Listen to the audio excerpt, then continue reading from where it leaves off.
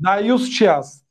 دیوس آن آدمی که همسرش در فاحشه اعتراف میکند، یعنی فاحشش انکار نمیکند. مثلا زنش اگر فاحشه فقط زنا نیست، در صحبتی گذشته گفتیم که عورت کشودن هم فاحشگی است. کدام زنی که بی عورت میگردد، آستین های مثلا کرت های آستین کالته میباشد یا رومال های معده چه میبندد، گردناش میتابد، و هم فاحشه است. ولی او فاحشه مثلا زنا از این فرق میکنه. حکم زنا در شریعت مثلا حکمش سنگسال است، اگر شوهر داشته باشد سنگسال است، قتل است. اگر دختر باشد 100 درجه زده میشه در بین مردم و 1 سال نفی در زمانهای قدیم از قبیله پیش میکردن. در زمان ما بعضی علما زندان میگن، زندان کرده میشه 1 سال جریمش. یعنی او ستیه دارد. اما این یعنی که اگرچه از جانب شریعت یگان حدی معین آمده است، تعزیرش در دنیا، این اگر دولت اسلامی باشه قاضی جزا میتید به یک اجتهاد خودش که همین